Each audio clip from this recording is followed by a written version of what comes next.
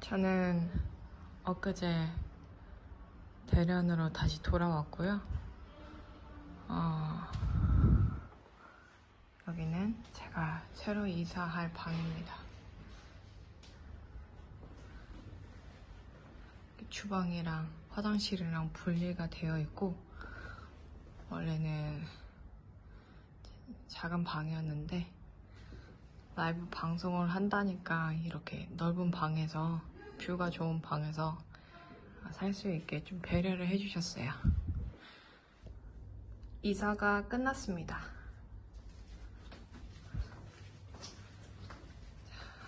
짐을 손수레까지 끌어서 한 5번 정도 옮겼고요. 짐이 많지는 않은데 조금씩 그냥 이 생각 저 생각 하면서 옮기다 보니까 5번이나 옮기게 됐어요. 방이 되게 넓죠? 제일 좋은 거는 이쪽 뷰는 바다가 보여요. 여기를 배경으로 해서 저는 라이브 방송을 찍을 거고요. 아까 사장님하고 이제 홍보할 때 단가를 어떻게 할지 뭐 이런 것까지 협의를 마쳤습니다. 밖에 뷰가 좀 보이시나요? 드디어 이제 제가 너무 힘들어하는 사람 만나는 일은 끝이 났습니다. 이번 한 달 동안은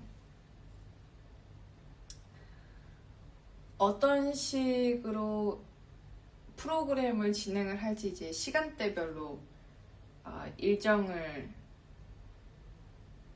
계획하고, 그리고 그 일정을 좀 원활하게 부드럽게 매끄럽게 하기 위해서 나하고 뭐 스태프들이 어떻게 움직여야 하는지, 이런 동선들, 그 동선에서 필요한 뭐 기자재들 뭐 이런 것들을 체크하는 일이 필요한 것 같아요.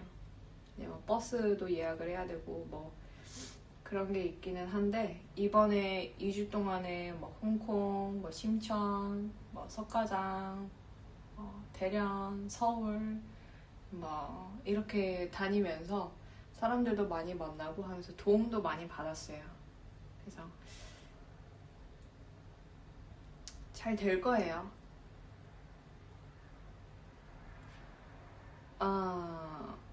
저는 이런 거 너무 좋아하거든요. 어떤 거를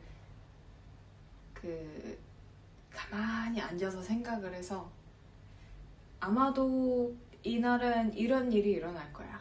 그러니까 이런 걸 준비해야지. 그래서 계획하는 거, 준비하는 거, 이런 거를 어떤 순서로 준비를 하고 대비를 해야 가장 괜찮을까, 가장 매끄러울까, 이런 공정을 짜는 걸 전 너무 좋아합니다. 진짜 너무 좋아요.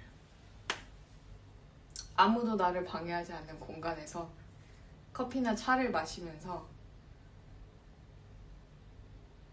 그런 생각들을 하는 게 너무 희열 넘치고 즐거워요. 이상한 사람 같나요? 근데 저는 그렇습니다. 그리고 이런 공간이 있는 게 너무 감사하고 정말 감사합니다.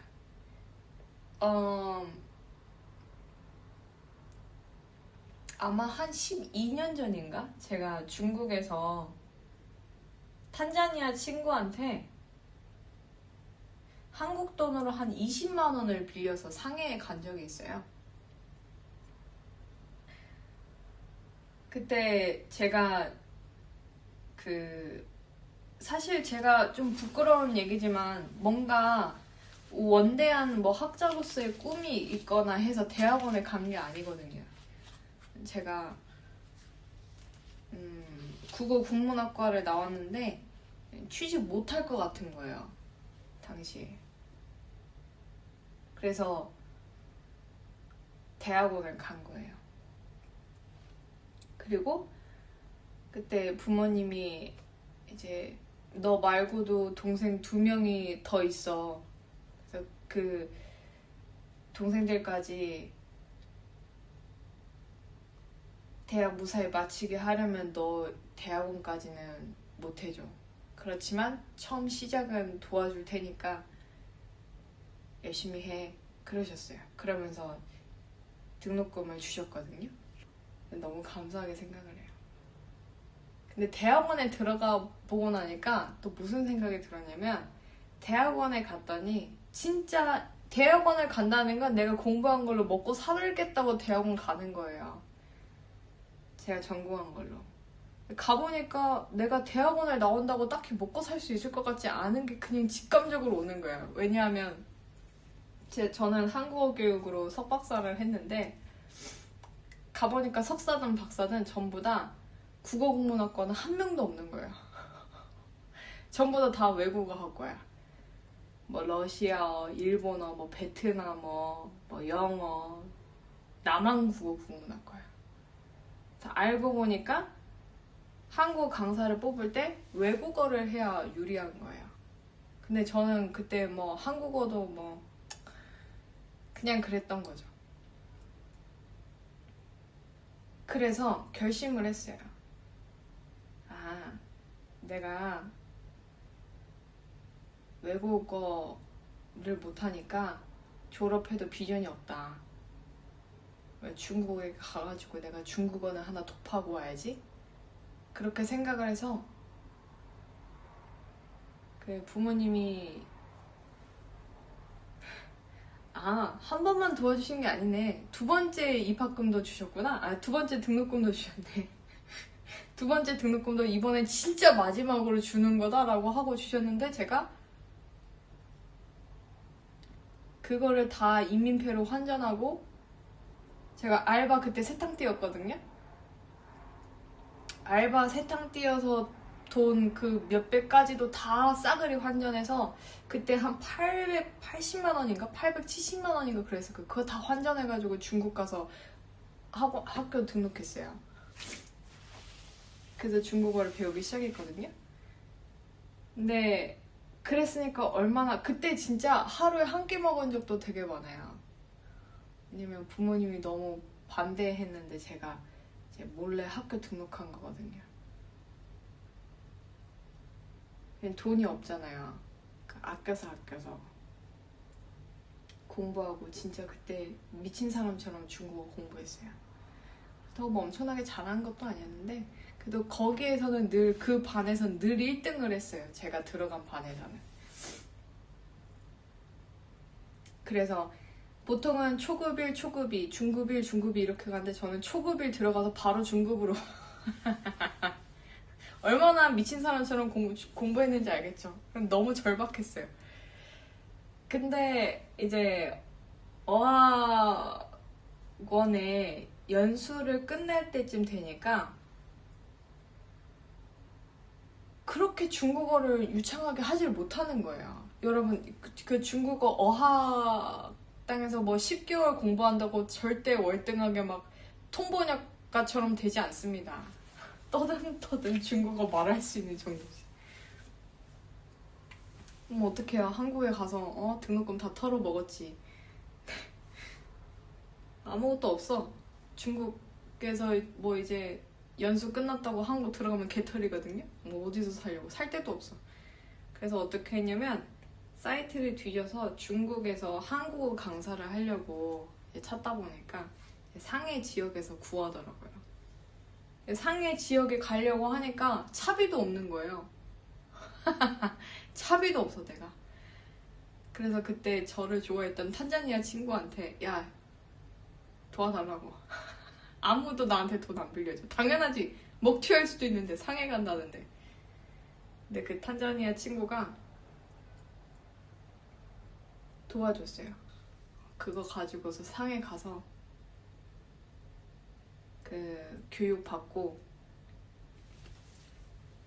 과외도 했죠. 네, 무역회사 사장님을 과외를 했는데 제가 이거 보니까 다시 생각이 나요. 그때 싱가포르 무역회사 사장님이었는데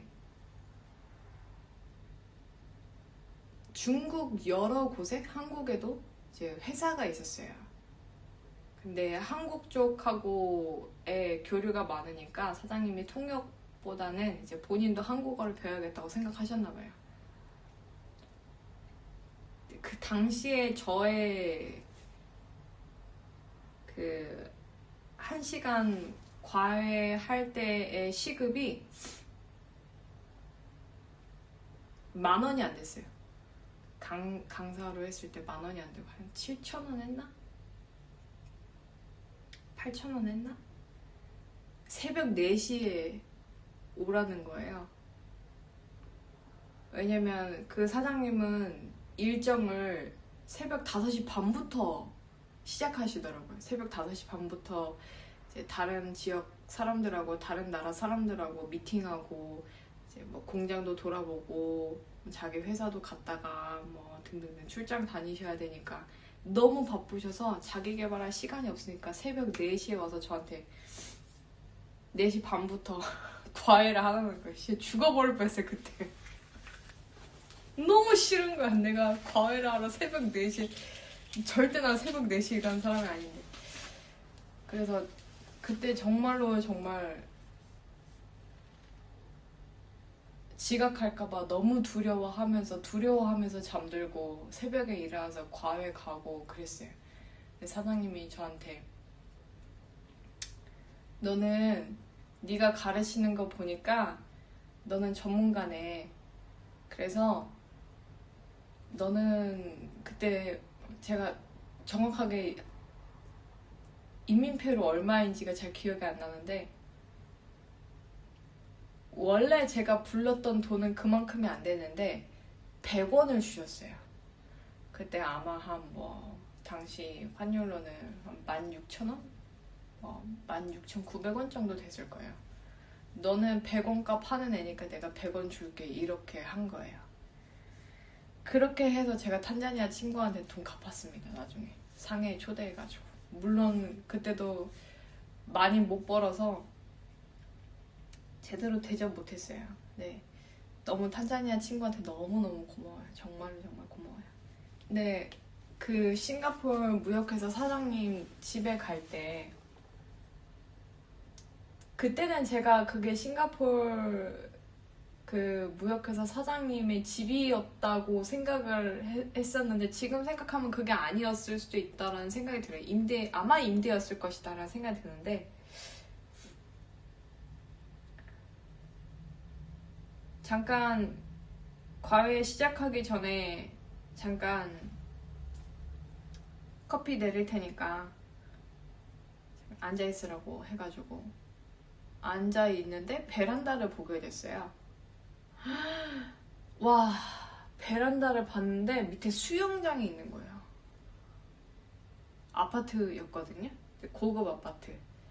1층에서는 조식을 줘요. 조식도 엄청 맛있어. 근데 베란다에서 그 넓은 상해 뷰와 아래에 수영장을 보는데 갑자기 막 저 지금도 그 감정을 설명할 수가 없는데 눈물이 날 것 같은 거예요. 아마 나는 이렇게 그지같이 살고 있는데 이 사람은 이런 엄청난 뷰에 살다니 막 이러면서. 그래서 그때 느꼈던, 아직도 어떻게 설명해야 될지 모르겠는데 그때 참 느꼈던 감정이 뭔가 같은 지구에 살고 있고 같은 시간에 살고 있지만 우리는 다른 세계를 살고 있구나, 다른 세상에 있구나 라는 걸 뼛속까지 느껴버린 그런 잠깐의 시간이었던 것 같아요. 근데 그게 잊히지가 않아요. 그게 잊혀지지가 않아요. 그래서 이런 뷰 보잖아요. 사실은 저는 하도 여러 호텔 다니고 지금 뭐 엄청 비싼 호텔은 아니지만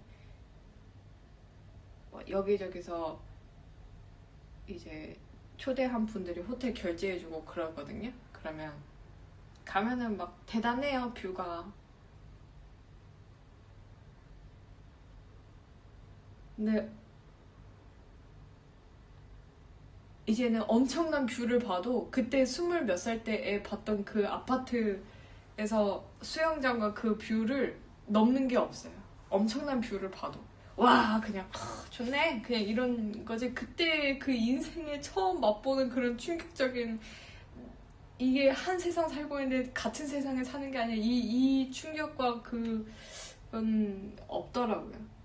그날 이후로 없었어요 제 인생에.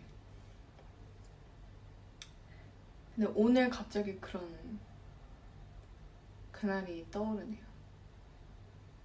지금 이게 사각형이잖아요 방이. 근데 3면이 다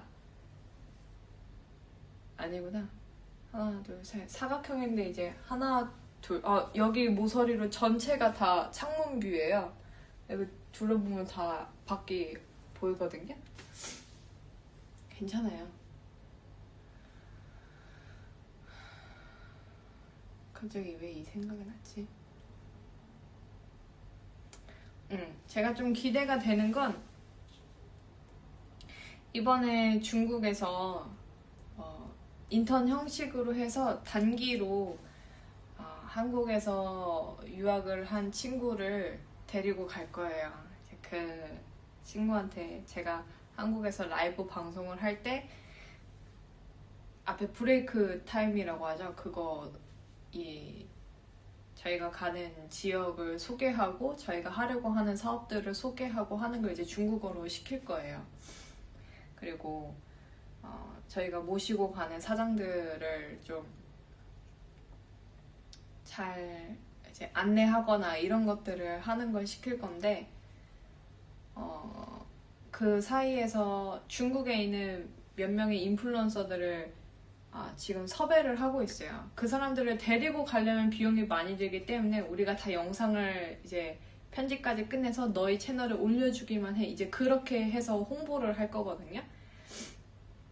그래서 뭐 영상 편집까지도 이 친구한테 맡길 건데 기대가 커요. 근데 보통은 사람들이 저랑 일하면 힘들어해요. 왜냐면 저는 일할 때 안 되면 죽어버리겠다는 생각으로 일하거든요. 그래서 너랑 일하면서 너무 무섭다고 그러는 사람들이 많아요. 저도 지금까지 프로젝트 여러 건 많이 했는데 저랑 핏 맞는 사람을 많이 못 봤어요. 그 정도로, 그러니까 저랑 핏이 맞을 정도면 거의 다 매니저급이에요. 다 그냥 프로젝트 본인이 하나 다 칠 수 있는 정도의 사람이어야 이제 제가 일할 맛이 난다 이런 생각이 들거든요. 일할 때 신이 나는 게 있어요. 겁나 빡시고 하루에 2시간밖에 못 자고 막 이렇게 빡세게 도는데도 야 일할 때 콧노래가 날 수가 있네 이런 경험들을 한단 말이에요. 핏이 맞으면. 그래요. 진짜로 일잘하는 사람 만나잖아요. 일할 맛이 나요. 야 이 사람하고만 하면 진짜 프로젝트 몇 개는 치겠다 이런 생각이 들어요. 근데 기대가 커요. 이 친구가 그 정도 퍼포먼스를 낼 수 있는 친구인지. 또 워라벨이는 어쩌네 6시는 퇴근해야 되네 이러고 있으면 때리치라고 할 거고. 저는 꼰대인 것 같다는 생각이 많이 들어요.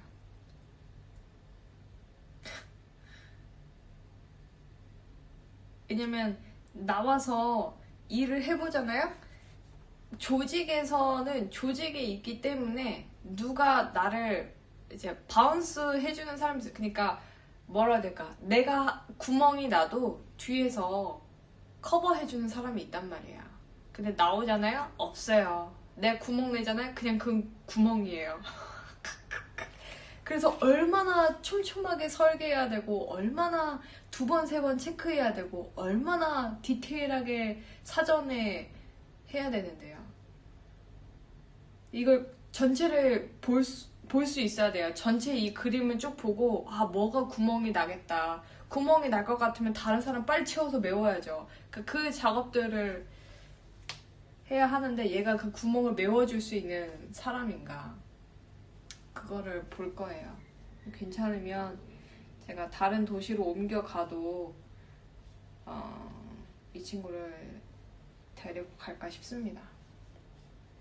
근데 제가 경험한 이제 요즘 세대들은 저보다 젊은 세대들은 자꾸 워라밸을 찾아요. 네, 나와 보시면 이제 여러분이 뭐 언젠가는 그 직장을 나오게 되실 텐데 그 워라밸 하면서 일을 하다가는 물론 그 본인이 가지고 있는 워라밸의 개념은 다 다르겠습니다만 배우는 속도가 느리다는 거죠. 그러니까 사서 뭔가 시키지도 않은 것들도 막 가서 해보고 부딪혀보고 시행착오를 겪고 이러잖아요. 그러면 꼭 내 분야가 아니더라도 짬밥으로 때려 맞춰가지고 아마 이렇게 되겠다라고 하는 게 보이는 게 있어요. 일머리가 그렇게 생긴단 말이죠. 근데 그렇게 뭐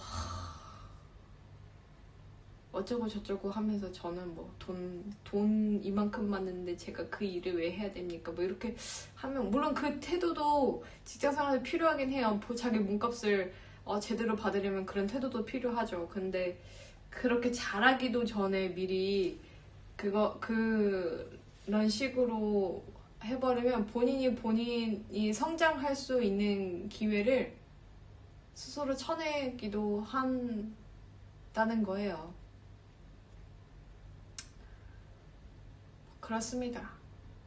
이 친구하고는 처음 일을 같이 해보는 건데 그래서 이 친구가 빵꾸 내는 거는 제가 다른 사람한테 부탁해서 커버를 하고 가기는 할 건데 모르겠어요. 사실 제가 누군가한테 일을 맡길 만한 정도의 역량이 되나. 근데 해보니까 자기가 혼자 다 하려고 하는 거는 얼마 못 가는 것 같아요. 자기가 혼자 다 하려고 해서 자기가 다 끌어안고 있으면 얼마 못 가요. 넓게 가지도 못하고 길게 가지도 못하고. 그래서 확장성이 있으려면 자꾸 누군가한테 일을 넘겨야 됩니다. 근데 제가 그러니까 일을 넘기는 것도 능력이더라고요. 해보니까. 그냥 넘기려면 그 공정을 전체를 다 이해하고 꿰뚫고 있어야 되거든요. 그리고 마음도 좀 커야 돼요. 기다려줄 수 있는 정도의 성장도 있어야 되고. 내가 그 정도가 될까? 이 친구 일하는 거 보고 만약에 답답하면 내가 얘한테 욕을 박으면 어떡하지? 막 이런 생각도 들고. 이번 프로젝트는 우리 팀의 구성원들한테도 이제 성장이겠지만 제일 크게 성장하는 건 이제 저일 것 같아요. 여러 면에서 기대가 됩니다. 저는 이런 거 좋아해요. 뭐 하나를 했을 때 좀 예전에 없던 나의 역량을 갖추게 되는 거? 내가 조금 더 작년보다 상태가 많이 좋아졌네? 이런 느낌이 들게 하는 행사들이 저한테 일어나는 것들을 좀 즐깁니다. 그게 재밌고요. 무튼 이사 후기였습니다. 오늘은 여기까지.